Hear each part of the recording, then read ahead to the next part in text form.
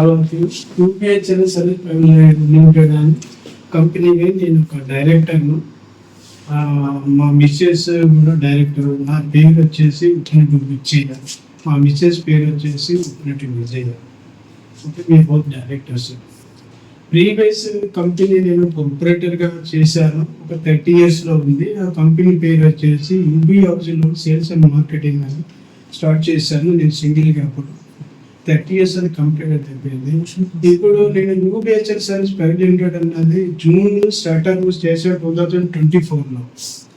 కానీ కంపెనీ ఇప్పుడు మేము ఆల్ బ్యాంక్స్కు కార్పొరేట్ డిఎస్ఏగా రిక్రూట్ చేశాము. నాకు ఇప్పుడు 30 బ్యాంకులు ఉన్నాయి, ప్రైవేట్ బ్యాంక్స్ ఉన్నాయి, ఎస్ఐ బ్యాంక్స్ ఉన్నాయి, నాన్ బ్యాంక్స్ కూడా నాకు డీజే కార్పొరేట్ డిఎస్ఏగా ఉన్నాయి. Authorised dealer. డిఎస్ అంటే డైరెక్ట్ సేల్ అసోసియేట్. కాబట్టి ఇక్కడ మనకు కావాల్సింది ఏంటంటే ప్రతిదీ హోమ్ లోన్ చేస్తాము, కార్ లోన్ చేస్తాము, పర్సనల్ లోన్ చేస్తాము, ఎడ్యుకేషన్ లోన్ చేస్తాము, ఎడ్యుకేషన్ సొసైటీ స్కూల్లో కూడా ఫండింగ్ ప్రొవైడ్ చేస్తాము. Okay, car loan, personal loans, home loans, business loans, building funding, builders ఉంటారు కదా, బిల్డర్ ప్రాజెక్ట్ ఫండింగ్ కూడా మనం ప్రొవైడ్ చేస్తాం. ఓకే, ఇప్పుడు మనకు కావాల్సింది ఏంటంటే బిల్డర్ కావాల్సింది చెక్ లిస్ట్ వేరే, ఎడ్యుకేషన్ సంబంధించి చెక్ లిస్ట్ వేరే ఉంటుంది. ఓకే, హోమ్ లోన్ సంబంధించి చెక్ లిస్ట్ వేరే ఉంటుంది, ఎన్ఐఏ సంబంధించి వేరే ఉంటుంది. ఈ విధంగా చాలా టైప్ ఆఫ్ లోన్స్ లో ఉంటుంది. ఒక్కొక్క దానికి సిబిల్ ఉంటుంది, దానికి ఎలిజిబుల్ క్రైటీరియా చూస్తాము, దానికి ప్రాపర్టీ కరెక్ట్ ఉందా లేదా లీగల్ కూడా మేము చూస్తుంటాము, అది ప్రొబిటైల్ ఉందా లేదని కూడా చూసి మేము కన్ఫర్మ్ చేస్తాము. ఇప్పుడు ప్రాపర్టీ కస్టమర్ ఎక్కడైనా సెలెక్ట్ చేసుకుని అనుకోండి, వాళ్ళు మమ్మల్ని సలహా తీసుకొని మా దగ్గరికి వస్తారు. సార్, ఈ ప్రాపర్టీ నేను కొంటున్నాను, ఈ ప్రాపర్టీలో ఏమైనా లిటికేషన్ ఉన్నాయా లేవా అని మమ్మల్ని అడుగుతారు. సరే అండి, ఇక్కడ కొన్నారు మీరు అంటే గ్రామ పంచాయతీ, మున్సిపాలిటీ, ఊడా లేవట్టా, అది ఓపెన్ ప్లాటా, లేకుంటే రీసెంట్ బిల్డింగా, రీసెంట్ అపార్ట్మెంట్ ప్లాటా, అండర్ కన్స్ట్రక్షన్ న్యూ హౌసా, లేకుంటే అండర్ కన్స్ట్రక్షన్ అపార్ట్మెంట్ బిల్డర్ అమ్మే డెవలప్మెంట్ లో తీసుకుంటారా, ఇవన్నీ మేము వాళ్ళని అడుగుతాం. అడిగిన తర్వాత ఆ క్రైటీరియాలో సరే మీరు ఫైనలైజ్ అయిందా మీ ప్రాపర్టీ, ఓకే ఫైనలైజ్ అయితే మీరు ఏమైనా అగ్రిమెంట్ ఎంటర్ అయ్యారా, ఏమైనా అమౌంట్ ఇచ్చారా అని అడుగుతాం. అప్పుడు వాళ్ళు ఏమంటారు, సార్ ఇంకా మేము డిసైడ్ చేసుకోలేదు అంటే మీకు ప్రాపర్టీ నచ్చిందని అడుగుతున్నాను.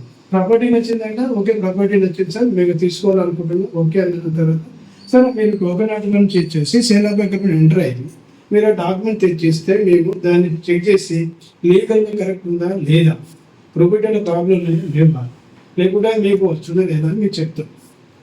తర్వాత ఓకే వాళ్ళ పేపర్ మనం తెచ్చిచ్చిన తర్వాత మనము లీగల్గా ఏమున్నాయి కదా, లీగల్ సర్టిఫికేట్ ఉందా, డెత్ సర్టిఫికేట్ ఉన్నదా, లేకుంటే లీకు కరెక్ట్ ఉందా లేదా, పడగల పాస్బుక్ ఉందా లేదా అని చూసి ఒక్కొక్క బ్యాంకుకు ఒక్కొక్క లీగు, ఒక్కొక్క బ్యాంకుకు 13 సంవత్సరాలే లీగులు ఇస్తారు, ఒక్కొక్క బ్యాంకుకు 20 సంవత్సరాలు ఇస్తారు, ఒక్కొక్క బ్యాంకుకు 30 years ఇస్తారు.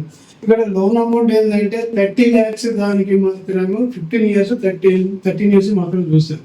అదే 20 lakhs ఏమో 30 lakhs ఏమో వాటికి మాత్రము మనకు 20 years చూస్తారు. అదే 1 crore ఉన్న వాటికి 30 lakhs 30 years లీగు చూస్తున్నారు. 30 years ఏ ప్రాబ్లమ్నో అప్పుడు మీ ప్రాపర్టీ రిజెక్ట్ అవుతుంది. ఎందుకంటే మాకు అనుభవం ఏంటంటే మేము 30 years ఇదే ఫీల్డ్లో ఉన్నాం కాబట్టి, ఎంతో మందికి లోన్ ప్రొవైడ్ చేసినాం కాబట్టి మాకు ఎక్కడ లోన్ ఏది వస్తుంది, ఏ బ్యాంక్లో అవుతుంది అని మేము చెప్పగలుగుతాం. ఇప్పుడు మా యూబీహెచ్ఎల్ సర్వీస్ ప్రైవేట్ లిమిటెడ్ అనే కంపెనీ ఇప్పుడు SBI, VOB, IOB, Bajaj finance, LIC ఇవన్నిటికీ టైఅప్ ఉన్న డిఎస్ఏ కార్పొరేట్ డిఎస్ఏ, ఇంకా నాన్ బ్యాంకింగ్ ఉన్నాయి, ఏవి పిరమిడ్, ఐసిఐసిఐ, చోళమండల్, ఇంకా ఎక్సెట్రా చాలా ఉన్నాయి. అదే ప్రైవేట్ సెక్టర్ బ్యాంక్స్ ఏంది, హెచ్డిఎఫ్సి, ఐసిఐసిఐ బ్యాంక్ కూడా మనం డిఎస్ఏ కార్పొరేట్ డిఎస్ఏ ఉంది. ఒక్కొక్క బ్యాంకుకు ఒక్కొక్క లీగల్గా ఉంటుంది, వాళ్ళు కొంతవరకే చూస్తారు, కొంత పర్మిట్ ఏరియా వరకు చూస్తారు. కొన్ని బ్యాంక్స్ ఏంటంటే డీవియేషన్స్ ఉంటాయి. డీవియేషన్ అంటే సపోజ్ టెక్నికల్గా అతడు జిహెచ్ఎం ఇస్తాడు, ఒక 800 ఎస్ఎఫ్టీ పర్మిషన్ ఇస్తే వీళ్ళు ఏం చేస్తారు, బిల్డర్ కానీ మేస్త్రి ఎవరైనా కానీ కట్టేటప్పుడు వాళ్ళు ఇంకా 400 ఎక్స్ట్రా ఆడి 1200 ఎక్స్ట్రా కడతారు. అట్లా కట్టినప్పుడు ఆ ప్రాపర్టీని కొన్నప్పుడు టెక్నికల్గా రిజెక్ట్ అవుతుంది. ఎక్కడ అవుతుంది, ఎస్బీఐలో అయిపోతుంది. ఎందుకంటే అక్కడ డివియేషన్ మాత్రం కంపెనీ చేయరు వాళ్ళు, ఎందుకంటే అదే చేస్తారు కాబట్టి అది. అప్పుడు ఆ ఫైల్ ఎక్కడ చేయాలి మనము? ఇంకో బ్యాంక్కి వెళ్తున్నాం, ఇంకో బ్యాంక్ ఎక్కడికి వెళ్తున్నాం? హెచ్డిఎఫ్సికి వెళ్తున్నాం. హెచ్డిఎఫ్సి ఏం చేస్తాడు? ఓకే, దాని డివిఎస్ ఉన్నదాన్ని తీసుకోకుండా ఇంకో పెన్షన్ తక్కువ ఉన్నదాన్ని మాత్రమే తీసుకుంటాడు, అంత ఎక్కువ ఉంటే తీసుకోలేడు. 200 ఎక్స్ట్రా, 800 200 1000 సరే తీసుకుంటాడు. ఆడ కూడా ఫైల్ రిజెక్ట్ అయిపోతుంది టెక్నికల్గా. మళ్ళీ ఇంకోటి ఐసిఐసి బ్యాంక్ వస్తుంది, ఐసిఐసి బ్యాంక్ కూడా అయిపోతుంది. ఐసిఐసి బ్యాంక్ ఏంటంటే కొంత టర్మ్ ఏంటంటే వాళ్ళు రేట్ ఆఫ్ ఇంట్రెస్ట్ ఉంది, సరే కొంచెం ఉందంటే వాళ్ళు చూస్ చేయగలుగుతారు. అది డిపెండ్ ఉందంటే అక్కడ ప్రొఫైల్ బాగుంటేనే ఐసిఐసి బ్యాంక్ వాళ్ళు చేయగలుగుతారు, లేకపోతే వాళ్ళు కూడా చెయ్యరు. ఇంకోటి అక్కడ కాదనుకోండి, నాన్ బ్యాంక్ ఉన్నాయి, ఎస్ బ్యాంక్ అని, ఇంకా వేరేది చోళమండలం అని, ఇంకోటి పిరమిల్ అని, ఐసిఐసి హెచ్ఎఫ్ఎల్ అని కొన్ని ఉన్నాయి. వాటికి ఏంటంటే పర్మిషన్ లేకున్నా, డివిజన్ ఎట్లున్నా, ఇండిపెండెంట్ ఆఫ్ ఏది ఉన్నా పర్లేదు, వాళ్ళు ప్రింట్ అవుట్స్ కూడా ఇవ్వగలుగుతారు. అక్కడ ఏంటంటే వాళ్ళకు రేట్ ఆఫ్ ఇంట్రెస్ట్ చాలా ఎక్కువ ఉంటుంది. అదే ఎస్బీఐకి సపోజ్ రేట్ ఆఫ్ ఇంట్రెస్ట్ చూసాం అనుకోండి, రేట్ ఆఫ్ ఇంట్రెస్ట్లో 8.8 ఉంటుంది. అదే మీరు వేరే బ్యాంకులలో ఇంకా ఎక్కువ ఉంటుంది. ఐసిఐసికి వెళ్ళాలి కొంచెం ఎక్కువ ఉంటుంది, హెచ్డిఎఫ్సి వెళ్ళాలనుకో కొంచెం తక్కువ ఉంటుంది. ఇలా రేట్ ఆఫ్ ఇంట్రెస్ట్ బట్టి ఇలా ప్రొడక్ట్ ఒక్కొక్కసారి ఒక్కొక్కటి ఉంటాయి, వాళ్ళు చేయడం ఉంటుంది. కాబట్టి ఇక్కడ మనం ప్రాపర్టీ మీరు సెలెక్ట్ చేసుకున్నప్పుడు ఇది కరెక్ట్ ఉందా లేదండి మీకు తెలిసిన వాళ్ళ దగ్గర పోయి మీరు తెలుసుకొని అప్పుడు ఓకే ప్రాపర్టీ, లేకపోతే ఒక అడ్వైజర్, ఒక కోర్టు లాయర్, ఎవరు ఆ ఫీల్డ్లో ఉన్న వాళ్ళు మీరు కండక్ట్ చేస్తే వాళ్ళు ఏం చేస్తారు? ఓకే ఇది ఉంది మీరు తీసుకోవచ్చు. ఆ బ్యాంక్ ఫీల్డ్లో ఉన్న ప్యానల్లో అడ్వకేట్ దగ్గరికి పోతేనే మీకు తెలుస్తుంది. నార్మల్ అడ్వకేట్ దగ్గర పోతే మీకు తెలియదు. ఎందుకంటే ఆయన రోజు రిపోర్టు బ్యాంకులో ఇస్తుంటారు రిపోర్ట్స్, కాబట్టి ఆయనకు అవగాహన ఉంటుంది, కాబట్టి టైటిల్ ఫ్లో ఎలా ఉందని చెప్పగలుగుతారు. అదే ఎస్బీఐకి ప్యానల్ ఉందనుకో, ఆయన మీరు తీసుకున్నాను, ఆయనకి ఎవరు కన్సల్ట్ ఉంటే వెళ్ళొచ్చు, లేకపోతే మాటలు మేము ఉన్నాం మీట్లో ఉన్న కన్సల్ట్, సార్ ఇది ఉంది మరి ఎన్ని సంవత్సరాలు సార్ ఇది తీసుకోవచ్చా మీరు, మాకు లోన్ వస్తుందని మీరు అడగచ్చు. అంటే మేము తెచ్చిస్తే మీరు చెక్ చేసి ఉంటుందా లేదు రాదా ఉండదా మీరు చెక్ చేసి చెప్తారు. మీరు లోన్ అమౌంట్ ఎంత మీరు ఎంత ఉంటుంది దాన్ని బట్టి డిసైడ్ అయితే చెప్పడం ఉంటుంది. అది ఓవరాల్గా అయితే ఎవరు చెప్పలేరు. ఇంకొక ఏరియా కరెక్ట్ ఉందా లేదా, ప్రొబిటల్ ఉందా, లేకుంటే ఈఎల్సీలు ఉందా, లేకుంటే ఇంకా యూడాలు ఉంటుంది, ఊడాలు ఫైనల్ ఏమైనా వచ్చింది ఎల్పిఐ నెంబరు, ఇవన్నీ వెరిఫై చేస్తారు. అదేంటంటే వాక్ బోర్డ్లో ఉందా, ఎఫ్టీలు ఉందా, కన్జర్వేషన్ ఉందా, బఫర్ జోన్లో ఉందా, అవన్నీ గ్రామ ఓకే.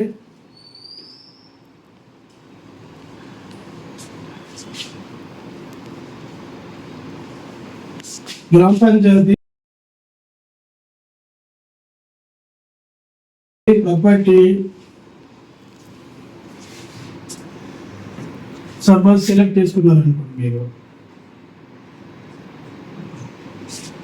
సెలెక్ట్ చేసుకుంటే ఇక్కడ ఏముంటుంది అంటే ఒకటి ప్రాపర్టీలో ప్రొఫిటెడ్ అని ఉంటాయి, సెలెక్ట్ చేసుకుంటే ప్రొఫిటెడ్.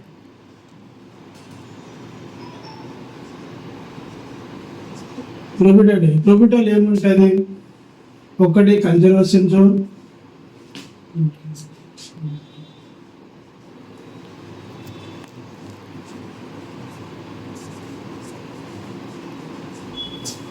రెండోది బఫర్ జోన్,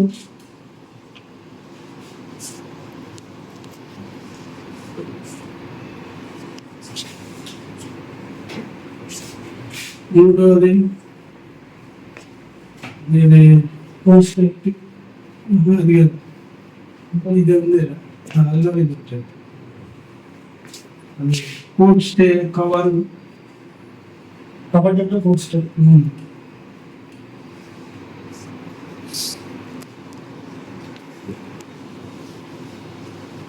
ఎఫ్టిఎల్,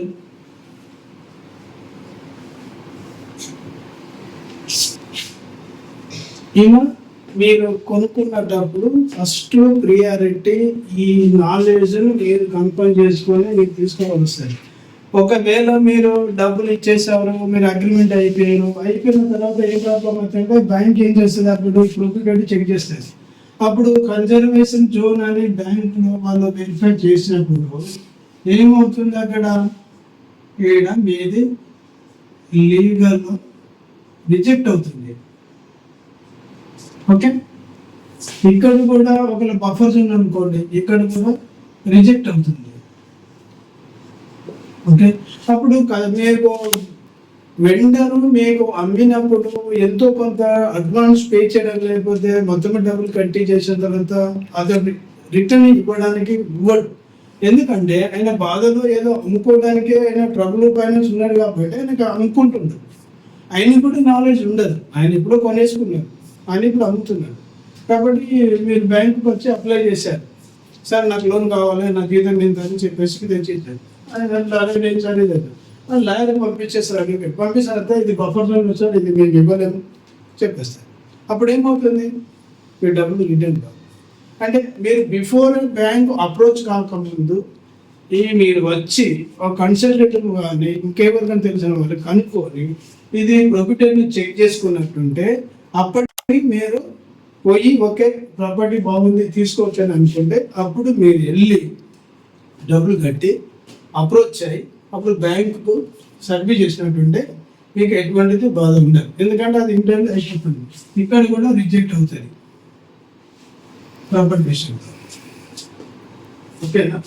కాబట్టి ఈ విధంగా మీరు ప్రాపర్టీ సెలెక్ట్ చేసుకున్నప్పుడు గ్రామ పంచాయతీలో ఈ క్రైటీరియా మాత్రమే మీరు ప్రాపర్టీ ఫస్ట్ సెలెక్ట్ చేసుకోవాలి. అది ఓకేనా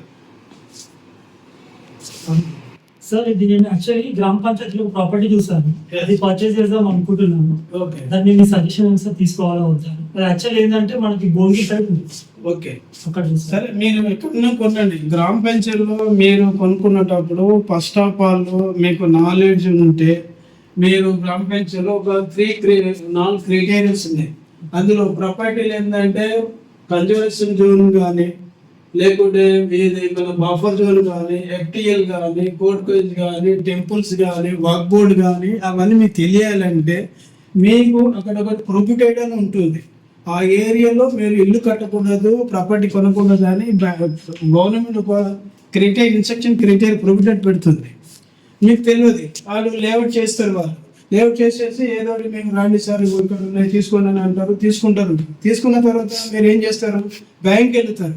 బ్యాంక్ వెళ్ళిన తర్వాత అక్కడ ఏం జరుగుతుందంటే పోయి మీరు డైరెక్ట్ పోయి అన్ని కరెక్ట్ ఉన్నాయని డైరెక్ట్ పోయి మీరు అడ్వాన్స్ కట్టేసేసి అగ్రిమెంట్ తీసుకొని డైరెక్ట్ బ్యాంక్ వెళ్ళిపోతారు. మీరు ఇచ్చేసి మీకు ప్రొఫైల్ ఇస్తారు, మీది ప్రాపర్ డాక్యుమెంట్ ఇస్తుంది. ఆ బ్యాంకుని ఏం చెప్తాడు, వాళ్ళకేం తెలియదు, వాళ్ళు ఓన్లీ సేల్స్ వాళ్ళు అంతే, బ్యాంకు సర్వీస్ వాళ్ళు తీసుకపోయి అడ్వకేట్కి ఇస్తారు. వాళ్ళ బ్యాంకు ప్యానల్ ఉంటే అడ్వకేట్ ఉంటాడు, అడ్వకేట్కి ఇస్తారు. అడ్వకేట్ ఏం చేస్తాడు, సార్ ఫస్ట్ ఆఫ్ ఆల్ ఏం చేస్తాడు, ప్రొపర్టీలు చూస్తాడు. ప్రొపర్టీలో ఏది ఉన్నా కానీ మీకు లోన్ రాదు. ఆ సర్వే నెంబర్లో ఆ ఏ సర్వే నెంబర్ అని ఇంకో సర్వే నెంబర్ లోన్ రాదు. అప్పుడు మీరు ఏం చేస్తారు, డబ్బులు కట్టేస్తారు. ఆయన డబ్బులు రిటర్న్ ఇవ్వలేడు, ఎందుకంటే ఆయనకు బాధ ఉంది కాబట్టి అనుకుంటాడు. ఆయన కూడా తెలియదు, ఆయన కూడా నాలెడ్జ్ లేదు అమ్మాతను కూడా. కాబట్టి మీరు ఏంటంటే మా దగ్గరికి వచ్చారు కాబట్టి దానికి ఎలా సార్ మేము తీసుకోవాలనుకుంటున్నాం, మరి మీరు ఏంటి మీరు అడ్వైజర్ ఇవ్వగలుగుతారని నా దగ్గరికి వచ్చారు కాబట్టి మేము సజెషన్ ఏంటంటే ఇలా ఉన్నప్పుడు ఇటువంటి ఉన్నప్పుడు మీరు కొనద్దు, కొంటే మీకు లోన్ రాదు. ఏమి కొనద్దు, కన్సిడరేషన్ కానీ, బఫర్ జోన్ కానీ, కోర్ట్ రిజిస్ట్రేట్ కానీ, ఎఫ్టిఎల్ ఇటువంటి ఉన్నప్పుడు అక్కడ ప్రాపర్టీ మీకు రిజెక్ట్ అవుతుంది. ఓకేనా? మీకు తెలియాలంటే మీరు ఎవరు అడ్వకేట్ మీకు లేకపోతే ఎవరైనా కన్సల్టెంట్ వర్క్ చేసే వాళ్ళు ఉంటారు కదా, బ్యాంక్ సర్వీస్ చేసేవాళ్ళు, వాళ్ళు తెలుస్తాయి. కాబట్టి మీరు ఎటువంటి అడ్వాన్స్ ఇవ్వకుండా ముందు అగ్రిమెంట్ ఎంటర్ కాకముందుకు మీరు వచ్చి వాళ్ళకు కన్సల్ట్ అయినట్టుంటే వాళ్ళు మీకు అడ్వైజ్ ఇస్తారు. అప్పుడు ఓకే అంటే మీరు తీసుకోవచ్చు. ఓకేనా? ఇది కానీ యాక్చువల్లీ అడ్వాన్స్ ముందే ఇస్తే సేల్ ఇస్తున్నారు ఈ మధ్యలో, అట్లా సేల్ తీసుకుని చేయకూడదు. మీరు అట్లా చేసినప్పుడే మీరు ఇళ్ళని జరుగుతున్నాయి, అక్కడ చాలా చీజ్ జరగదు, అదే జరుగుతుంది. ఇప్పుడు లేఅవుట్ లో మీరు ఎక్కడ ఇస్తాడు, వాటి టెంపుల్ ఉండొచ్చు, వర్క్ బోర్డు ఉండొచ్చు, ఫైనల్ లేఅవుట్ కూడా రాదు మీకు, ఆడ ఎల్పీ నెంబర్ రాదు. అప్పుడు ఏంటంటే వాళ్ళు ఏదో చేసి మీరు తప్పిస్తున్నామని అంటారు. తర్వాత ఎల్పీ నెంబర్ రాకముందు ఏం చేస్తారు, తీసుకుని మళ్ళీ తర్వాత లేఅవుట్ కూడా మళ్ళీ మ్యాప్ చేసి వేరే చేస్తుంటారు. రోడ్డు చేసి ఇస్తున్నాము, ఇది ఇస్తున్నాము చేసేసి అప్పుడు ఏమంటే మీరు లోన్కి వెళ్ళిపోతారు. అక్కడ ఏదో నెంబర్ సరైన నెంబర్ ప్రైవేట్కి వెళ్ళిపోతుంది, వెళ్ళిపోయినప్పుడు మీకు లోన్ రిజెక్ట్ అవుతుంది. కాబట్టి ఈ విధంగా మీరు ఎప్పుడైనా ప్రాపర్టీ సెలెక్ట్ చేసిన గ్రామ పంచాయతీలో ఈ క్రైటీరియా మాత్రం మీరు అప్డేట్ చేసి చూసుకొని ఓకే అంటేనే మీరు ఫైనల్ చేసుకోండి సార్. ఓకేనా? మున్సిపల్ అయితే సార్, మున్సిపల్ అంటే అక్కడ ఎక్కడైనా మున్సిపల్లో కూడా అర్బన్ సీల్ అని ఉంటుంది. అర్బన్ సీల్ అంటే గవర్నమెంట్ అసెల్ ల్యాండ్స్ ఉంటాయి. కొన్ని అసెల్ ల్యాండ్స్ ఏమవుతున్నాయంటే అక్కడ గవర్నమెంట్ ల్యాండ్స్ ఎంతో కొంత ఉంటాయి, లేఅవుట్ చేస్తాడు. అతడు ఏం చేస్తాడు, అర్బన్ సీల్ గవర్నమెంట్ ఏముంటాడు, ఆ సీల్ ఎంత ఉందో, ఇప్పుడు సపోజ్ మీరు 200 గజాలు కొన్నారు, 200 గజాలలో 150 గజాలు ప్రైవేట్ ల్యాండ్, అంటే 50 గజాలు గవర్నమెంట్ ల్యాండ్. దానికి ఈ సొసైటీ ఎవరు లేఅవుట్ చేస్తారో మున్సిపాలిటీలో చేసిన లేఅవుట్కు కంపల్సరీ ఎల్ఆర్ఎస్ అని ఉంటుంది, లేకుండా ఊడకు హస్బెండ్ సీన్కు కూడా ఛార్జెస్ ఉంటాయి. అది కలెక్టర్ రిలీజ్ చేస్తాడు. మొత్తం వాళ్ళు ఎవరు చేస్తారో ఆ బిల్డర్ డెవలపర్ ఉంటారు కదా, వాళ్ళని చేయాలి. లేకుంటే మీకు వచ్చిన తర్వాత ఈ అసెల్ ల్యాండ్ ఏది ఉందో దానికి మీరు ఎల్ఆర్ఎస్ కానీ అర్బన్ కానీ పేమెంట్ చేసుకోవాలి. దానికి చేసుకున్నప్పుడు అప్పుడు ప్రాపర్టీ క్లారిటీ ఉంటుంది. అవి మీరు చూసుకోవాల్సి వస్తుంది. అది కూడా మీరు ఎవరు కన్సల్ట్ కావాలి, మీరు అయినప్పుడు అది ఓకే అయితేనే మీరు ఆ ల్యాండ్ తీసుకోవాల్సి వస్తుంది. థ్యాంక్ యూ సార్, చాలా మంచి ఇన్ఫర్మేషన్ ఇచ్చారు. ఫ్యూచర్లో పిల్లలు తప్పనిసరిగా కలుస్తాను. ఓకే.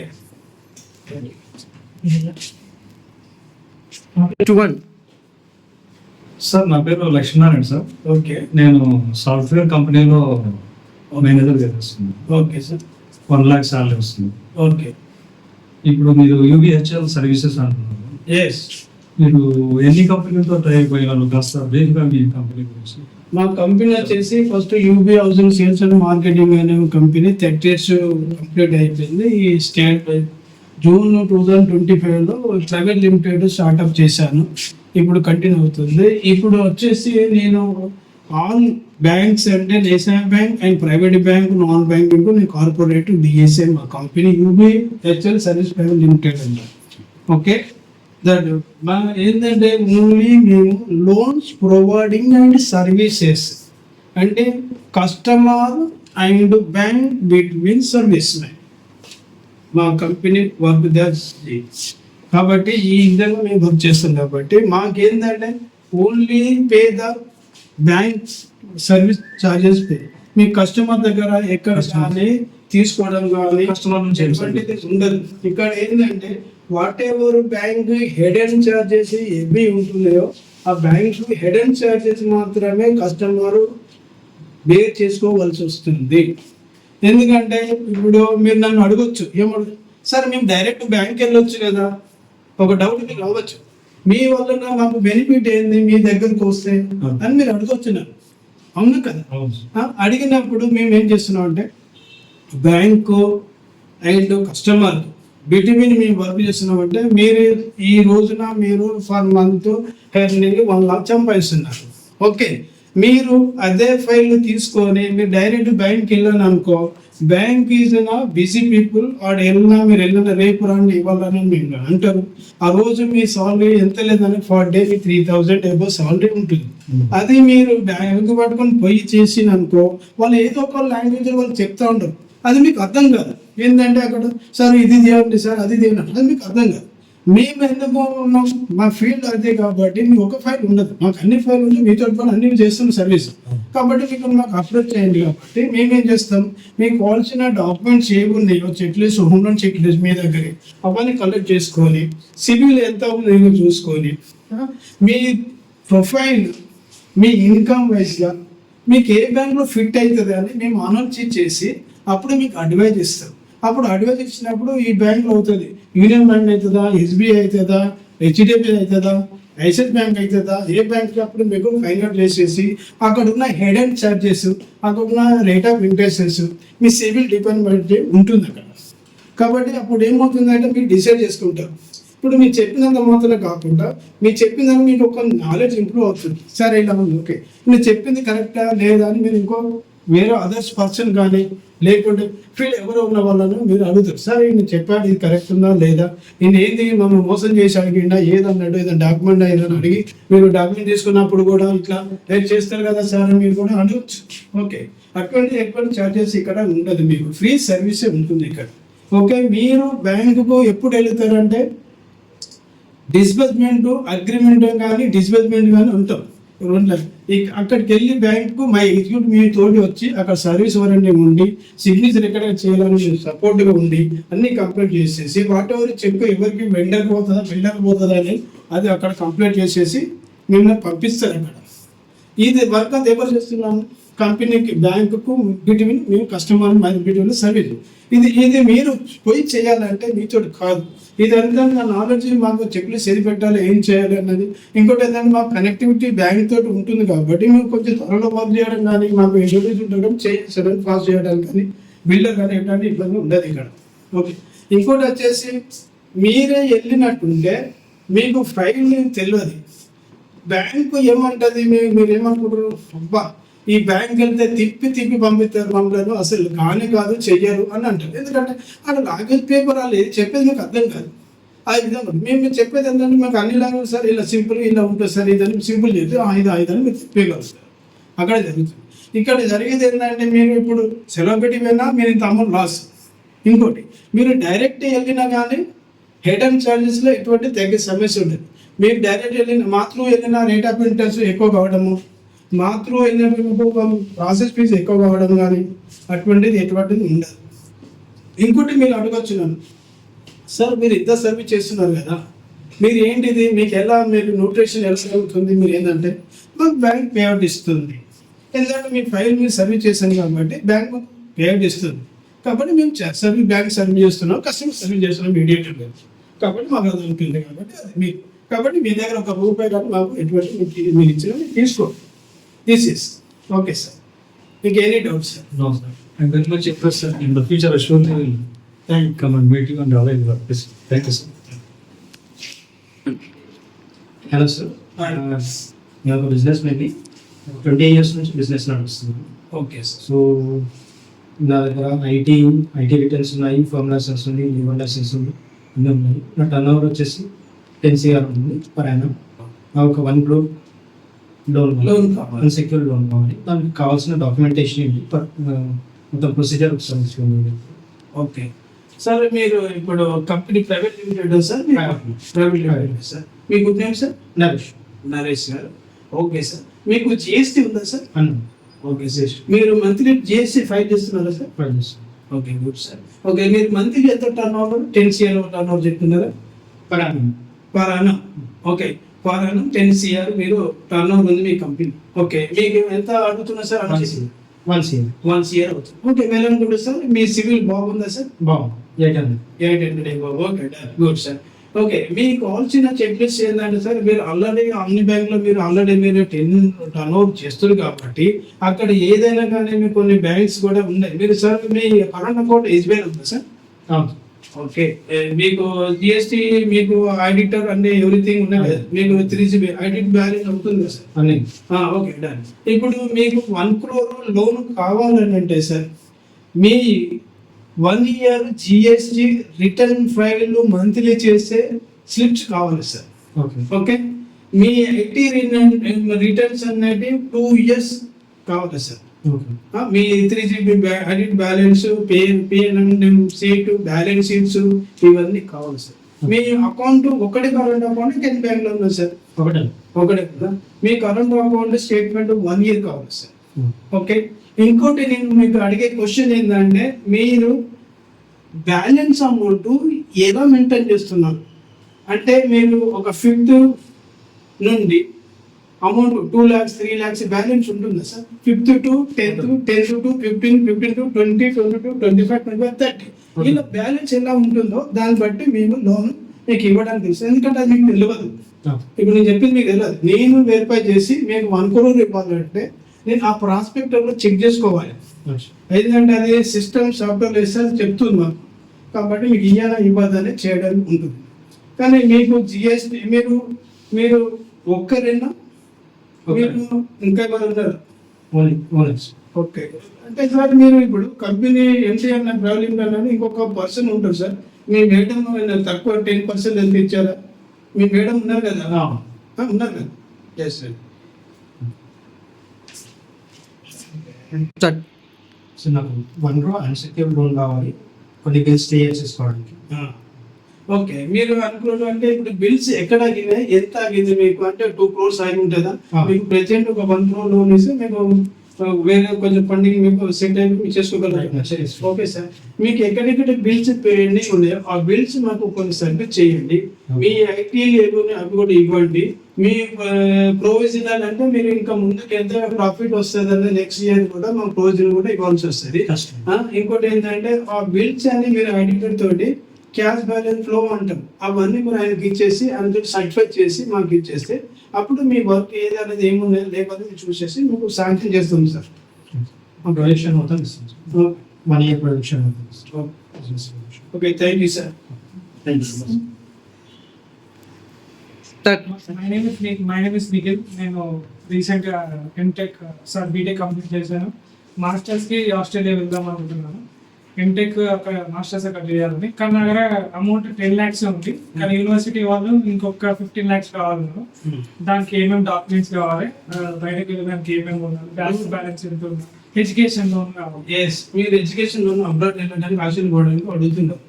మీ కాలేజ్ మీకు ఫీజు స్ట్రక్చరల్ ఏమన్నా పంపించారా? మీకు సెమినార్ ఫీజెస్ ఉంటాయి కదా, మీకు సెమినార్ అంటే 6 months ఒకటి అంటే మీ కోర్స్ ఇప్పుడు చదివే ఎంబీఎస్ అయ్యేది మీరు చదివేది అక్కడ ఎంటెక్ చదవడం. ఓకే, ఆ యూనివర్సిటీ యొక్క యూజెస్ అని మీకు కన్ఫర్మ్ చేసుకున్నారా? మీకు పర్ఫెక్ట్ నాలెడ్జ్ ఉంది, ప్లేస్మెంట్ మీ సెలెక్ట్ అవుతారా మీరు జాబ్స్? ఓకే, అది మన బ్యాంక్, ఏ బ్యాంక్ అయినా మీకు ఎడ్యుకేషన్ లోన్ ఇచ్చేటప్పుడు బ్యాంక్ అబ్జర్వేషన్ ఏంటంటే దాన్ని యూనివర్సిటీ యూజీస్ చెక్ చేస్తుంది. తర్వాత మీకు ప్లేస్మెంట్స్ కరెక్ట్ ఉన్నదా లేదా, నీకు జాబ్ గ్యారెంటీ వస్తుందా అనేది చూస్తుంది. ఇంకో పాయింట్ ఏంటంటే ఇక్కడ స్టూడెంట్లు బ్యాక్ క్లాసెస్ ఉన్నట్టుంటే మీకు ఇది first seminar, second seminar, first seminar back classes నేను ఫెయిల్యూర్ అయినట్టుంటే మీకు ఇక్కడ 3 months సెమినార్ ఫీజు మీకు ఆఫీసర్. కాబట్టి మీరు చాలా కష్టపడి చదువుకోవాల్సి వస్తుంది. మీరు సెమినార్ అన్ని ఫ్రెష్ ఉంటేనే సెకండ్ వచ్చే సెమినార్ లేకుండా కాదు. ఇక్కడ మీకు డ్యూరేషన్ ఎన్ని సంవత్సరాలు మీది కోర్సు? 2 years కోర్సు అంటే 4 seminars ఉంటుంది. ఓకేనా? మీరు 50 lakhs అడుగుతున్నారు. ఆ యూనివర్సిటీ మీకు సెమినార్ పంపించారు, మీకు I-20 వాటి ఎవరు ఉంటే పంపించారు. కాబట్టి ఓకే, మీకు గ్యారెంటీగా ఎవరు ఇస్తున్నారు? మీ ఫాదర్ ఏం చేస్తారు? Father builder. ఓకే, మీ ఫాదర్ బిల్డర్ ఉన్నప్పుడు ప్రాపర్టీ సెక్యూరిటీ నేషనల్ బ్యాంక్ అయితే ప్రాపర్టీ సెక్యూరిటీ అవుతుంది. అదే ఐసిఐసిఐ హెచ్డిఎఫ్సి కానీ వాళ్ళు మాత్రం అన్సెక్యూరిటీ కూడా ఇవ్వచ్చు. మీ మెరిట్ ఎలా ఉంది బీటెక్ దాన్ని బట్టి వాళ్ళు చూసి, కాలేజ్ కూడా స్టాండర్డ్ ఉందా మీకు అని చూసి వాళ్ళు మీకు ఎటువంటి ప్రాపర్టీ సెక్యూరిటీ లేకుండా కూడా మీకు ఎడ్యుకేషన్ ప్రొవైడ్ చేయొచ్చు. మీరు అదే బ్యాంక్, ఒక్కొక్క యూనివర్సిటీకి ఎలా ఉంటుందంటే మాకు ప్రైవేట్ బ్యాంక్ వద్దు, మా గ్యారెంటీ ఏది కావాలి, నేషనల్ బ్యాంక్ కావాలి. నేషనల్ బ్యాంక్ కావాలంటే ఎస్బీఐ అంటారు. మీరు ఎస్బీఐ అయితే మేము అక్కడ ఇస్తాం. అప్పుడు ఏం చేస్తారు? మీరు ఎస్బీఐకి అప్రోచ్ అవుతారు. ఎస్బీఐకి అప్రోచ్ అయిపోయినప్పుడు ఎస్బీఐ ఏం చెప్తుంది మీకు? మీ కండక్ట్, బోనఫైడ్, మీ 10th, ఇంటర్, ఓకే, ఇవన్నీ జిరాక్స్ తీసుకోవాల్సి వస్తాయి. మీది పాన్ కార్డు, ఓకే, మీరు ఆధార్ కార్డు, మీరు అకౌంట్ అక్కడ ఓపెన్ చేయాలి. ఇవన్నీ డాక్యుమెంట్. మీ ఫాదర్ కూడా సేమ్, ఆయన ఐటీ రిటర్న్స్, ఆ ప్రాపర్టీ సెక్యూరిటీ కూడా అడుగుతుంది. అది ప్రాపర్టీ డాక్యుమెంట్, లింక్ డాక్యుమెంట్ తీసుకోవాలి. మీ daddy PAN card, Aadhaar card, IT returns, licence, ఆయన అకౌంట్ స్టేట్మెంట్, నీది అకౌంట్ స్టేట్మెంట్, ఇవన్నీ సబ్మిట్ చేసి వాళ్ళు అనౌన్స్ చేసి, అప్పుడు ఇందులో కూడా మీ యొక్క అమౌంట్, మార్జిన్ అమౌంట్ 15% మీరు మార్జిన్ అమౌంట్ పెట్టుకోవాలి. 85% బ్యాంక్ ఫండింగ్ ఇస్తుంది. అక్కడ కూడా యూనివర్సిటీ బాగుండి, సపోర్ట్ మీకు ఓకే బాగుంది అని ఉంటేనే ఆ బ్యాంక్ చూసి అమౌంట్ తయారు చేస్తుంది, శాంక్షన్ చేస్తుంది. ఈ శాంక్షన్ అయిన తర్వాత శాంక్షన్ ఇస్తే మీరు అక్కడ పోయి వాళ్ళకి సబ్మిట్ చేసినట్టు నాకు శాంక్షన్ ఏంటంటే వాళ్ళు అప్పుడు మీకు విజా పంపేయడానికి ఉంటుంది. ఓకే, ఇది అయిన తర్వాత మీరు వచ్చిన తర్వాత అక్కడ మీ ఇచ్చిన 15% మార్జిన్ అమౌంట్, బ్యాంక్ ఇచ్చే 25% మార్జిన్ అమౌంట్ రెండు కట్ చేసి ఒక అకౌంట్ ఓపెన్ చేసి అకౌంట్లో డిపాజిట్ చేస్తారు. మీరు పోయేటప్పుడు బ్యాంకు ఫస్ట్ సెమినార్ ఫీజు మీకు ఒక చెక్ ఇచ్చేస్తుంది. ఆ చెక్ ఇచ్చేసి మీరు అక్కడ చేసినప్పుడు ఆ చెక్ సబ్మిట్ చేసిన తర్వాత మీ కాలేజ్ వెళ్తారు. అప్పుడు మీరు క్లాసెస్ అయిన తర్వాత మళ్ళీ నెక్స్ట్ నోటీస్ ఇస్తుంది యూనివర్సిటీ, నాకు మళ్ళీ అమౌంట్ రాకంటే మీరు అక్కడికి వెళ్ళి ఒక లెటర్ పంపిస్తే అప్పుడు బ్యాంక్ ఏం చేస్తుంది, ఆ యూనివర్సిటీకి మళ్ళీ మిగతా అమౌంట్ ఎంత చేయాలి సెమినార్కు అంతా రిలీజ్ చేస్తుంది. ఇలా చేస్తున్నారు. ఓకేనా? Thanks for information. Hello sir, నా పేరు రేఖ సార్. నేను ప్రైవేట్ కంపెనీలో జాబ్ చేస్తున్నాను. సో నాకు పర్సనల్ లోన్ గురించి కావాలి. సో నాకు మినిమం ఒక 5 lakhs గురించి కావాలి సార్. సో మనకి అప్పుడు అంటే ఇక్కడ అవుతుంది మరి, సో నాకు శాంక్షన్ అవుతుందా 5 lakhs? అమ్మా, మీరు లోన్ తీసుకున్నది ఏ పర్పస్ తీసుకుంటున్నారు? ఫస్ట్ నాకు సమ్ ప్లాట్ గురించి నాకు ఒక ఇన్వెస్ట్మెంట్ ఉంది, సో దాని పర్పస్ గురించి. ఓకే, మీకు పర్సనల్ లోన్ అమౌంట్ వచ్చేసి మీరు అడిగేది 5 lakhs. 5 lakhs అవుతుంది కదమ్మా. ఓకే, ఇప్పుడు మీది నెట్ సాలరీ ఎంత అన్నారు? నాకు పర్ మంత్ 30,000 వరకు వస్తుంది సార్.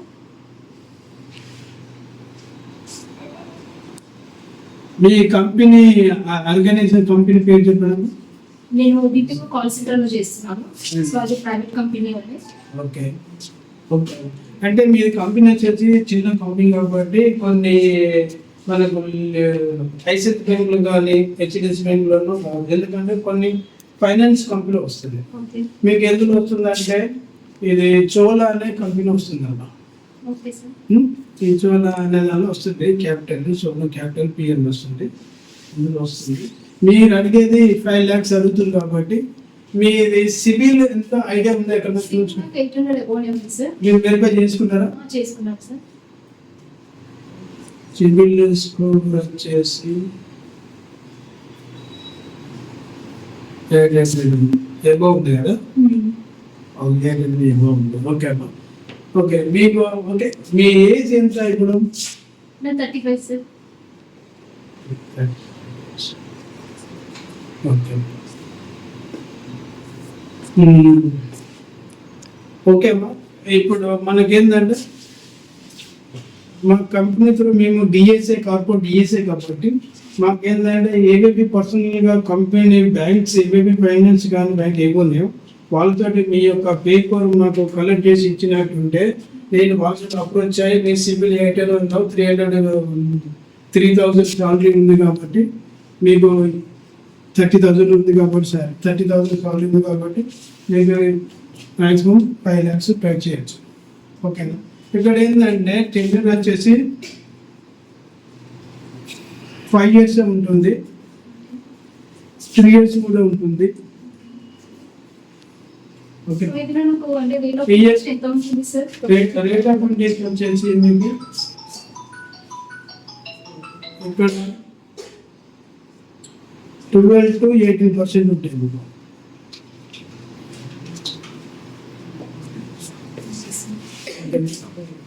మీకు రఫ్లీ వచ్చేసి మీకు ఈఎంఐ వచ్చేసి ఒక 13,000 పర్ మంత్ ఉంటుంది రఫ్లీ. Okay sir. Okay. Okay sir. మీరు డాక్యుమెంట్ ఏమేమో రాసుకుంటారో నేను చెప్పగలుగుతాను. చెప్పండి సార్ ఏమేమి డాక్యుమెంట్స్ అవసరం సార్? మీది లేటెస్ట్ 3 month పే స్లిప్ కావాలి, బ్యాంక్ స్టేట్మెంట్ 1 year కావాలి, మీ పాన్ కార్డు, ఆధార్ కార్డు, మీ office ID card, 2 years form 6 చేయండి, మీ డేట్ ఆఫ్ జాయినింగ్ లెటర్ కావాలి, ఒక పాస్పోర్ట్. ఇవన్నీ మాకు ఓన్లీ మొబైల్ వాట్సాప్ పెడితే సరిపోతే చేసేస్తే నేను చేసేస్తే మీకు ఫోన్ చేస్తాను, మీరు డైరెక్ట్ అమౌంట్ సెండ్ చేసి అకౌంట్లో పడేస్తారు. ఇక్కడ మీకు ఇన్సూరెన్స్ కూడా ఉంటుంది అమ్మా. ఇన్సూరెన్స్ ఉంటుంది. ఏంటంటే బారో ఎనీ ప్రాబ్లం వచ్చినప్పుడు ఆ 5 lakhs కట్టడం ఉండదు కాబట్టి అది కంపల్సరీ ఇన్సూరెన్స్ ఉంటుంది. ఎంత 10,000 15,000 ఉంటుంది. ఓకే. సో ఇది లోన్ అంటే ఎప్పటి వరకు అప్రూవ్ వచ్చేసారు అంటే ఇంకా మంత్స్ అంటే మీరు పేపర్ అనేది ఇచ్చిందంటే మీకు 2-3 days లో మీ అకౌంట్ పడిపోతుంది. Okay okay. Okay sir. Thank you sir. Hi sir, నా పేరు భవాని సార్. నేను హోమ్ లోన్ తీసుకోవాలనుకుంటున్నాను సార్. ఓకే. నేను సర్వీస్ ఆఫీస్లో వర్క్ చేస్తున్నాను. నా శాలరీ వచ్చేసి 85,000 ఉంటుంది. ఓకే. నేను 1 crore ఒకటి తీసుకోవాలనుకుంటున్నాను. ఒకవేళ నాకు హోమ్ లోన్ వస్తే ఎంత వస్తుంది సార్? ఎంత ఉంటుంది? ఏమో డాక్యుమెంట్స్ కావాలి ఒకసారి ఎక్స్ప్లెయిన్ ఇస్తాను సార్. ఓకే. మీరు ఎంఎస్ కంపెనీలో వర్క్ చేస్తున్నారు. అవును సార్. ఓకే. మీ net salary 85,000. Yes sir.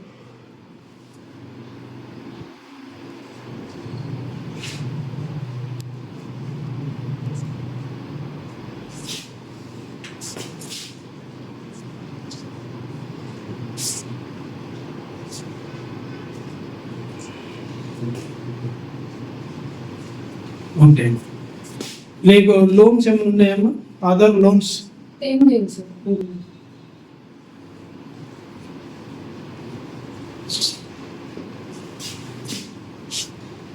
No loans.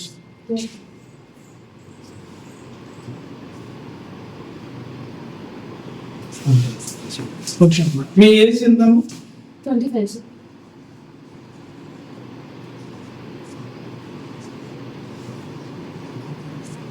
Okay.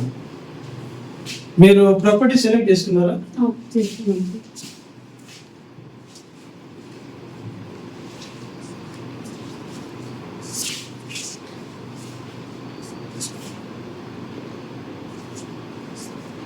Cost ఎంత? 1 CR, sir. 1 CR. అవును సార్.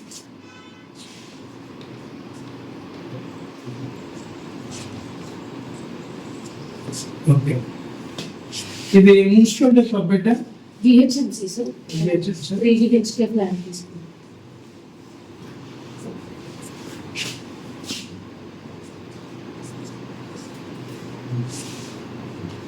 ఓకే. అపార్ట్మెంట్ లా ఇది ఎందుకు తీసుకుంటున్నావు? అపార్ట్మెంట్ కూడా సార్.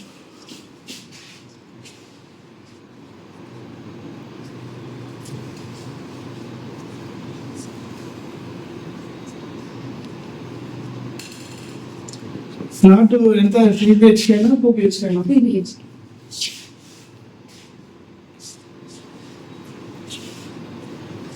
ఓకే. టోటల్ ఎస్ఎఫ్ ఎంత? 1825, sir. ఇప్పుడు టోటల్ మీరు కొనేది ఏంటంటే అన్ని అమ్యూనిటీస్ అన్ని కలుపుకొని 1 crore చెప్పాడు బిల్డర్, అదే కదా? అవును సార్. బిల్డర్ సైడ్ కదా మీరు కొనేది? అవును సార్.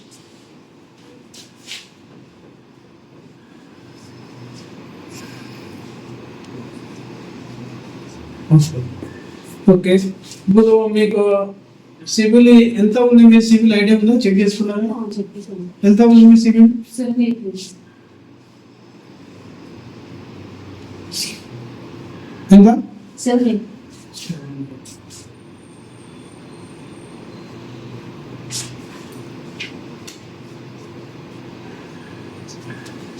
Civil score 780. ఓకే. ఇప్పుడు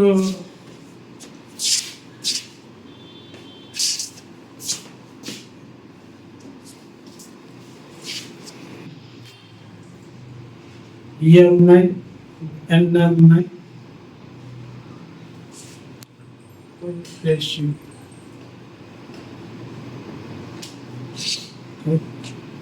అంటే ఇది వచ్చేసి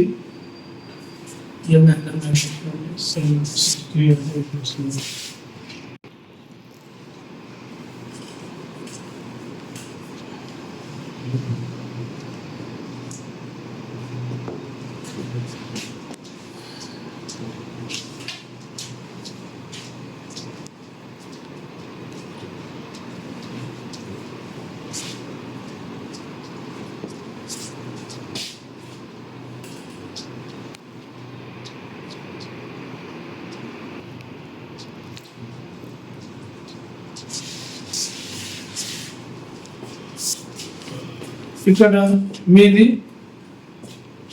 59,500 మాత్రమే మీరు ఈఎంఐ కట్టడానికి ఉంటుంది. ఎందుకంటే మీకు 70% మాత్రమే తీసుకోవడం ఉంటుంది. మిగతా 30% ఏంటంటే దాన్ని తీసేస్తే, ఎందుకంటే మీ ఎక్స్పెండిచర్ ఉంటాయి కదా, మీ ఫుడ్, రెంట్లు అవన్నీ కాబట్టి అది ప్రకారం తీసేసాం. ఓకే. ఇప్పుడు లోన్ రేషియో అనేది ఓన్లీ 75% వస్తుంది. ఇక్కడ బ్యాంక్ ఫండింగ్ వచ్చేసి మీకు ఉన్నట్టుంటే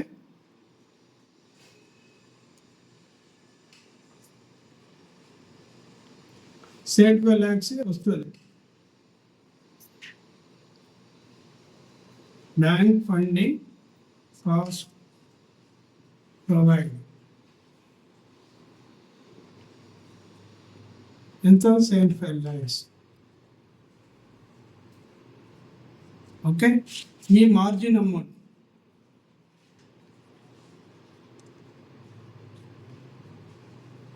$25 lakhs. ఓకే. మీరు 75 lakhs 1 crore ఉన్నది. ఓకే.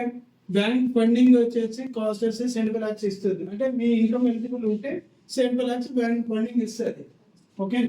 ఇక్కడ వచ్చేసి మార్జిన్ అమౌంట్ అంటే మీరు బిల్డర్ పే చేసేది 25 lakhs ఇస్తారు. అది బయట ట్రాన్సాక్షన్ ఉండాలి, క్యాష్ అనేది ఇది ఒప్పుకోదు బ్యాంక్. ఓకేనా? అది ఇక్కడికి వచ్చిన తర్వాత మీ ఇన్కమ్ ఇప్పుడు మీకు 59,000 ఫర్ ఈఎంఐ వచ్చింది కదా, ఈ ఈఎంఐ సరిపోయింది మన ఎలిజిబుల్ చూడాలి. రేట్ ఆఫ్ ఇంట్రెస్ట్ వచ్చేసి మీకు 8.8%. అది ఎస్బీఐ మాత్రం చెప్తున్నాం. వేరే బ్యాంక్ అంటే మీకు ఏది వస్తుంది చెప్పి ఎస్బీఐ నామ్స్ కూడా చెప్తున్నాం. వేరే బ్యాంక్స్ కూడా ఉంటాయి. ఎలిజిబుల్ కాదు కదా అక్కడ. 59,500 ఉంది అక్కడ 30 years అందుకే పెడుతున్నా నేను. ఓకే అది ఎంత వస్తుందో చెప్తాను మీకు, క్యాల్కులేట్ చెప్తాను వచ్చిందండి. ఓకే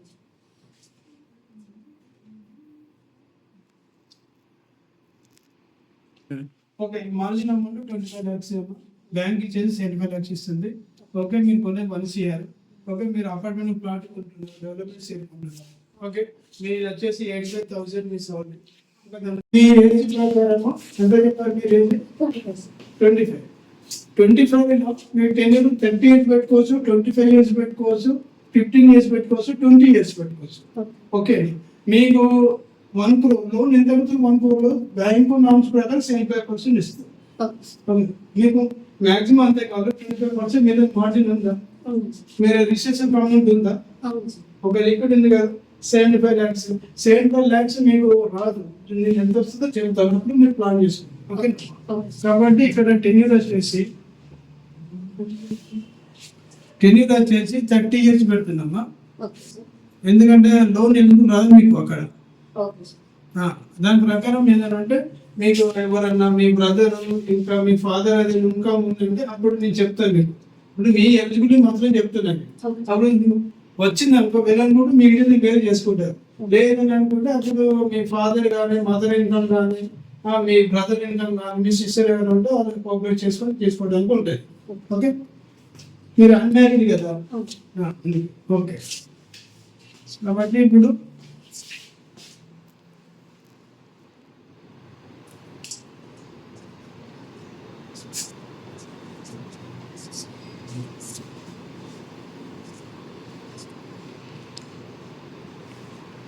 ప్రాపర్టీది LTVR అంటున్నాం. మీరు ఎంత 1 crore కదా కొనేది, ఇది LTVR అంటే లోన్ టు వాల్యూ రేషియో అంటాం. అంటే ఇప్పుడు మీరు ఇది ప్రాపర్టీ వచ్చేసి మీకు ఇప్పుడు మనకు దాని కూడా 1 crore కాబట్టి పర్చేస్ కాస్ట్ వచ్చేసి ప్లాట్ పర్చేస్ మీది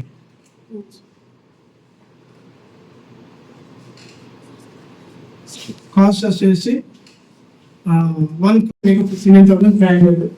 ఓకే, ఇప్పుడు మీకు 10 years ప్రకారంగా ఎంత ఎలిజిబుల్ అని నేను చెప్తాను. మీకు 75 lakhs సేమ్ ఇదే వస్తుంది. ఎక్సలెంట్. ఇది ఎందుకంటే మీరు 75 lakhs ఎలిజిబుల్ వస్తుంది. మీరు ఇంకా వేరే వాళ్ళని జాయిన్ చేసుడు అవసరం లేదు, సింగిల్ మీ పేరు ప్రాపర్టీ తీసుకోవచ్చు. ఇప్పుడు 75 lakhs లోను HL అంటే home loan amount, home loan amount ఎంత? 75 lakhs. ఓకే అమ్మా, మీ ఏమి ఎంత చెప్తున్నా? 59,271 రూపీస్. మీదెంత ఉంది ఇక్కడ? ఇంకా 200 ఎక్కువ ఉన్నది. అర్థమైందా? ఇక్కడ ఎంత 59,271 కదా, ఇంకా 200 ఎక్కువ ఉంది ఇక్కడ. ఇది అంటే మీరు మోర్ ఇంకో 200 ఉంది. మీరు ఇంకా ఎవరైనా యాడ్ చేసుకోవడం అవసరం లేదు. ఓన్లీ సింగిల్ మీ పేరున ప్రాపర్టీ తీసుకోవచ్చు, మీరే ఈఎంఐ కట్టేస్తారు. ఎవ్రీ మంత్ 59,275 రూపీస్ మీరు పే చేయాలి. ఓకే, ఇది మీరు ప్లానింగ్ చేసుకోవాలి. ఓకే, ఇంకా ఎనీ డౌట్ మీకు? తక్కువ పెట్టుకోవడానికి తక్కువ పెట్టుకోవచ్చు, కానీ మీకు లోన్ ఎలిజిబుల్ తగ్గిపోతుంది. ఇప్పుడు పేమెంట్ చేసిన తర్వాత క్లోజ్ చేసుకోవచ్చు. మీరు ఒకటి వినండి, అంటే మీరు అడుగుతున్న డౌట్ ఏంటంటే ఇది 50 years రెగ్యులర్ గా పేమెంట్ చేసిన తర్వాత పేమెంట్ చేసుకోవచ్చు సార్ మిగిలిన అమౌంట్. అచ్చా, 30 years 10 years ఉంది కాబట్టి ఇప్పుడు నా కోసం అమౌంట్ ఎక్కడికి వచ్చింది సార్. నేను ఎందుకంటే అమౌంట్ నేను మొత్తం ఒకసారి కట్టొచ్చా. 15 years లో అనేది ఏంటంటే ఎంతో కొంత నా ఈఎంఐ డిడక్షన్ అవుతుంది. ఇప్పుడు 75 lakhs తీసుకున్నాం, 75 lakhs 25 lakhs వేయింది, ఇంకా 50 lakhs ఉంటుంది. ఆ 50 lakhs ఎగ్జామ్ కట్టేసేస్తే నాకు ఫినాన్స్ చార్జెస్ పడతాయా, క్లోజ్ చేసుకోవడానికి బ్యాంక్ ఓపెన్ ఇస్తుందా అని అడుగుతున్నారు. కానీ ఇది చేసుకోవచ్చు. మీరు ఏంటంటే 6 months లో కూడా మీరు కంప్లీట్ క్లోజ్ చేసుకోవచ్చు. 1 month లో కూడా మీరు ఎక్స్ట్రా అమౌంట్ కూడా కట్టుకోవచ్చు. ఎక్స్ట్రా అమౌంట్ కట్టింది ఏంటంటే మీకు రిజిస్టర్డ్ అమౌంట్ లోకి ఏది పోతుందో ప్రిన్సిపల్ డీడక్ట్ చేస్తుంది. సపోజ్ 1 lakh కట్టారు సేల్ కలర్ 1 lakh లోకి వెళ్ళి 1 lakh కడితే సేల్ కలర్ కింద కూడా 74 ఉంటుంది. ఆ 74 మాత్రమే ఈఎంఐ తీసుకుంటుంది. ఓకేనా? ఇప్పుడు మీకు 59,275 రూపీస్ ఎవ్రీ మంత్ చార్జెస్ పెట్టారు. మీకు డౌట్ వస్తుంది, ఎందుకంటే నేను 1 lakh కట్టినా సార్ నాకు 59,275 రూపీస్ పోతుంది, నాకు 1 lakh కట్టినప్పుడు దానికి ఎంతో కొంత అమౌంట్ ఉంటుంది కదా సార్ కట్టాల్సిందంటే, అది ఏం చేస్తుందంటే ఈ 59,271 అన్నది ఈఎంఐకి అటు డెబిట్ పెడతారు కాబట్టి స్టెబిలిటీ ఉంటుంది. అందులో ₹1 ఎక్కువ ఉన్నా తక్కువ ఈఎంఐ అనేది తీసుకోలేదు. స్టాండర్డ్ ఇన్స్టిట్యూట్ కానీ ఈనాడు చదివి ఉంటాయి కానీ తీసుకోలేదు. ఎందుకంటే అది ఏం చేస్తారంటే అక్కడ ప్రిన్సిపల్ లాగా వెళ్ళి వాళ్ళకి ఎంత ఉంటుందో ఇంట్రెస్ట్ ఉంటుంది సార్, ఒక 800 అనుకో, అందుకని ఒక 100-200 ఇంట్రెస్ట్ అది తీసుకొని ఒక ₹1000 ఏంటంటే ఎవ్రీ మంత్ ప్రిన్సిపల్కి వెళ్ళి కట్ అవుతూ ఉంటుంది. అంటే ఇప్పుడు ఈ మంత్ నీకు 74 ఉంది, నెక్స్ట్ మంత్ ఏముంటుందంటే మీకు 7391 ఉంటుంది. అంటే మీరు 1,00,000 కట్టేది కాబట్టి 1,000 రూపాయలు తగ్గుతూ ఉంటుంది, అట్లా తగ్గుతూ ఉంటుంది. అప్పుడు మీకు కనిపించేది ఎందుకంటే మీరు మొత్తం ఆలోచన వస్తుంది సార్. ఇది ఇంకొకటి కూడా మీరు అన్నారు సార్, నేను అమౌంట్ నాకు 15 సంవత్సరాల్లో నాకు కొంత అమౌంట్ వచ్చింది, నాకు ఒక 10 లక్షలు వచ్చింది, నేను కట్టేసినాను, నాకు అందుకు ఏం పోతుంది. ఓకే, నేను ఏం చేస్తున్నా అంటే నాకు ఈఎంఐ 59,000 ఉంది కదా, 15 లక్షలు కట్టాను. 15 లక్షలకు వెళ్ళి 14 వెళ్ళి 10 లక్షలు పోతే ఎంత ఉంటుంది మనకు? ఒక 50,000 చెప్ప. దాన్ని బట్టి అప్పుడు ఏమవుతుంది అంటే 10 లక్షలు 70,000 మనకు 10 ఎంత ఉంటుంది. ఆ అమౌంట్ తీసేసారు కదా, మీరు ఏమంటారు నాకు ఈఎంఐ తగ్గించారంటే రిక్వెస్ట్ లేదు సార్, నాకు 15 లక్షలు కట్టినా కదా, 15 లక్షలకు నాకు ఈఎంఐ సరిపోయేంత చెయ్యండి, 10 అంత అంటే అప్పుడు 10 లక్షలకు ఎంత ఈఎం వస్తుందో అలాగే 15,000 ఎంత వస్తుందో తీసేసి అప్పుడు నీకు ఈరోజు 59,000 వెళ్ళి నీకు 59,000 ఎంత 35-40 వస్తుంది. ఓకే, 40,000 ఈఎంఐ నీకు సెట్ చేసి పెడతారు. ఒకవేళ లేదు నాకు అవసరం లేదు సార్, నాకు ఈఎంఐ అంతే ఉంచండి అని అంటే ఈఎంఐ అంతనే ఉంచుతారు. ఓకే, నేను ఏదో ఒకటి ఈఎంఐ తగ్గామా లేకపోతే టెన్యూర్ అట్లనే ఉంచాను అన్నది. ఓకే, లేకుంటే టెన్యూర్ నాకు అట్లనే ఉంచండి ఈఎంఐ తగ్గిమంటాం, లేకుంటే టెన్యూర్ అట్లనే నుంచి ఈఎంఐ తగ్గమంటాం. ఈఎంఐ తగ్గిమంటాం అంటే ఇప్పుడు మేము 30 సంవత్సరాలు చెప్పుకుంటారు సార్, అన్ని సంవత్సరాలు అయితే నాకు ఈఎంఐ 59,271 ఉంచండి, టెన్యూర్ తగ్గినంటే టెన్యూర్ కూడా తగ్గించుకోవచ్చు. అంటే మీరు అప్పటికి 15 లక్షలు ఎంత సరిపోదు, అప్పుడు ఏమంటే 25 years కూడా పెట్టుకోవచ్చు. అప్పుడు మీ సార్ కూడా ఎక్కువ అవుతుంది, సార్ నా సార్ కూడా ఎక్కువ ఉంది, నేను ఈఎంఐ ఎక్కువ కట్టుకుంటా, నాకు టెన్యూర్ తగ్గినాను, అప్పుడు నీకు టెన్యూర్ తగ్గించేస్తారు, ఈఎంఐ వేస్తారు. ఇప్పుడు ఎంత అయిందంటే 5 సంవత్సరాల వరకు మీకు 2 లక్షలు 3 లక్షలు కావచ్చు కదా సార్, కాబట్టి 5 మనం చేసుకోవాలి, ఆప్షన్స్ ఉంటాయి కదా. ఓకేనా? ఇంకోటి ఏంటంటే ఇక్కడ ఆర్కే నామ్స్ ప్రకారం ఫ్లోటింగ్ ఉంటుంది, ఫిక్స్డ్ ఉంటాయి, కొన్ని బ్యాంకులలో ఫిక్స్డ్ ఉంటాయి. ఆ ఫిక్స్డ్ ఏంటంటే 2 years కి మాత్రమే ఉంటుంది. ఆ 2 years లోపల లేదు నేను ఎక్స్ట్రా డబ్బులు కడతాంటే తీసుకోదు, 2% ఫైనాన్స్ చేస్తారు లోన్ అమౌంట్ మీద అవసరం మీకు. లేదు అంటే నువ్వు అప్పుడు క్లోజ్ చేస్తానని కూడా 2% కట్టవలసి వస్తాం, అది ఫిక్స్డ్ కింద. కాబట్టి నా సలహా ప్రకారం ఏంటంటే మీరు తీసుకుని ఏంటంటే ఫ్లోటింగ్ తీసుకుంటే బెటర్ నేను అనుకుంటున్నాను. ఎందుకంటే ఎప్పుడు మన ఫ్లోటింగ్ తగ్గుతుంది, తగ్గదు పెట్టచ్చు, ఇంతమంది ఉండేది కానీ ఫ్లోటింగ్ బెటర్. ఎందుకంటే డబ్బులు కట్టాలనుకో, ఇప్పుడు 10 లక్షలు కట్టాలనుకో, 10 లక్షలు 2% అంటే ఎంత ఇస్తారు, 20,000 దాకా పోతుంది. 20,000 కూడా లాస్ కదా మీరు, ఆ విధంగా పినాలి పడుతూ ఉంటుంది. కాబట్టి ఈ విధంగా మీరు తీసుకోవడం బెటర్, 64 ఫ్లోటింగ్ బెటర్. ఇంకేది Nothing. ఓకే.